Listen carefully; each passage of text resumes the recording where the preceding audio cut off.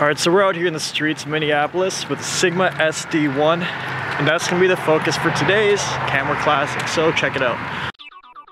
5, 4, 3, 2, 1, 0.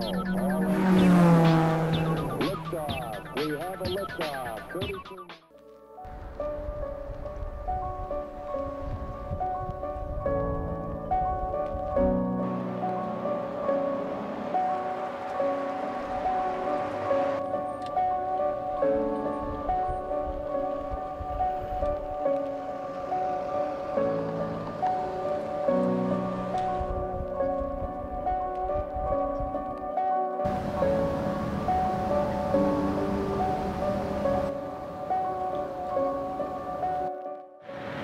So please excuse me if I'm shivering.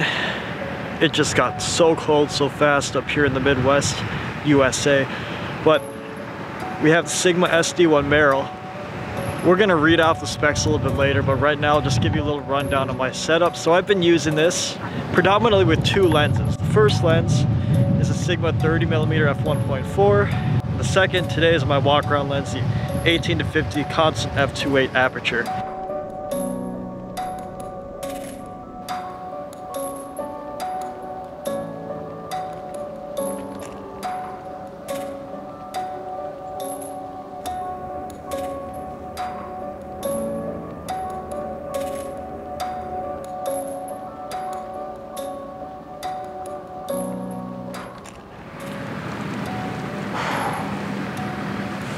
So one thing I can really note about this camera hands-on is that this is probably the best feeling grip that I've ever felt in a DSLR. It just stays in your hands so nicely, and ergonomically it's great. Usually I want to get some kind of battery grip to lay on my DSLRs, but without one, this just feels so right in your hands.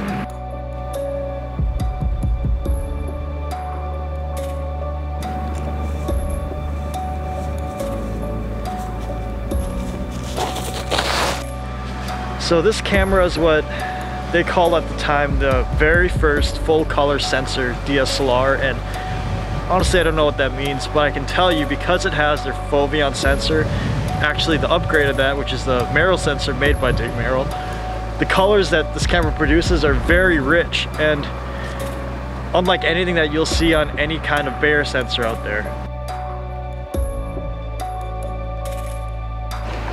So the Merrill foveon sensor, same thing as the other foveons, but obviously new color philosophy, and the resolution is better. I mean, I don't know if it's the 46 megapixels they're trying to say it is, 15 megapixels times 3. The foveon sensor, it's made up of 3 different sensors to get full color richness and color depth, which is why they're trying to say it's their very first full color DSLR, which is true. I mean, the colors out of this thing are beautiful, but again, low light performance lacks. It is slow because there is 3 different sensors. So who is this camera for? First and foremost, I would say it's for studio photographers, or it was made for studio photographers. I say was because the camera has since been discontinued, at least the SA mount.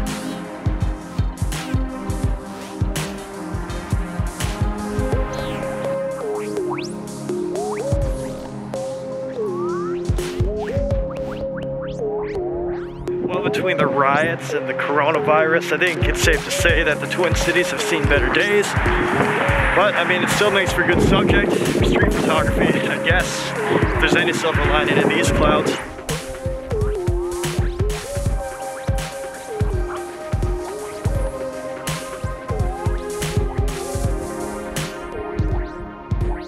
Alright, so a few things not to expect from a camera like this. First, it is a foveon sensor from Sigma, so low light is almost non-existent. I keep it around the base ISO of 100, 200, maybe even 300 if you're trying to shoot black and white, because that's what I've heard in forums is usable. It's not a hybrid camera of any sort. Video is not available, it's just photo only. Don't expect a crazy amount of lenses for the SA mount. It's also discontinued. But the lenses you do get are very well sharp. Don't expect this camera to be fast at all by any means. I think the fastest Sigma camera I've used would be my DP1. As weird as it sounds, because that camera's even older than this one. Although this one has a faster processor, I just don't see it. Startup time. We got it off. It's on. Oh, not so bad. Shooting time. Watch this.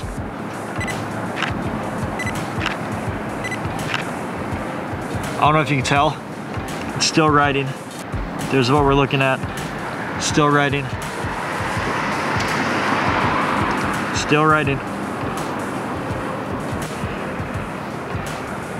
Anyways, just don't expect this camera to be lightning fast. So firstly, let me apologize for making this look like a depressive food review, because I am using an action camera the wrong way. It's cold outside and my G7X Mark III has yet again overheated. So anyways, we have the Sigma SD1, and let me walk you around the body real quick. Magnesium alloy, weather resistant. Got your flash. It's there, you probably won't use it, but it's nice to have. You have this nice deep grip right here, which just sits in your hand so perfectly. Optical viewfinder, in case you missed those. Fixed screen, hit or miss, depending if you like yourself enough to only make selfies. This is the special part of it though. Here is your UV filter, infrared filter I should say. Ah! Anyways, this is your IR filter. So you can pop this thing out like so. Let me admit, I don't know how to use this thing for infrared photography. It's just pretty hard to figure out. However, it's fantastic to use it for black and gray shots. One of the only cameras, other than the other Foveon sensors, that you can actually take out the IR filter that easily with.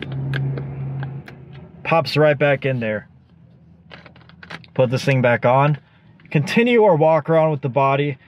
There is a button and a dial for just about every single thing on this camera. So very little menu hunting is needed to figure this out, but this is not a camera you can just hand off to anybody and expect them to just take nice shots with. It takes some getting used to, and there's a break-in period unless you're just highly skilled with cameras, which I doubt anybody is when it comes to the Sigma sensor. So let me segue that into our downsides with this camera. Foveon sensor, which means it's slow and it's not the best in low light. The autofocus isn't the most reliable, and pair that with the poor screen quality in the back here, you're gonna have to be dang sure that you have your shot in focus. For hybrid shooters out there, no video mode in sight. Camera's over a decade old, and if you're getting this, you probably won't use this for video anyways. It's not to say video was not around in DSLRs at that time, but they took the route of making this a camera for only stills. With all of that said, again, I cater this mainly to studio photographers, at least in my opinion. It's just slow, and although we did use it for some street shots today, just not the best on the market in my opinion for that. But the color production is second to none with this camera. It is just fantastic. It's so fun to use. A lot of people allocate this camera to, say, medium format film cameras. That's real accurate when you think of Foveon sensors, because they are pretty slow. But with all of that said, man, this is just one satisfying camera to use. I'd love to keep this one in my circle, and I will use it for some pro grade work. Now, it's pretty hard to find one of these cameras on the market these days. I just stumbled across this again on KH. I have an issue when it comes to KH because I buy so much stuff on there, and I'm not sponsored. This channel's not sponsored. Look how small we are. We're not sponsored. I just have an issue. Anyways, that's it for now. We're going to continue looking at these Foveon sensor cameras as well as many others. More in-depth videos to come. Follow Matt's Notes Instagram if you want to see content and discuss it that was seen on this channel, or start an argument in the comments. Follow Trappy Chan for fun stuff, whatever other plugs. Thank you for watching, and I will see you next time.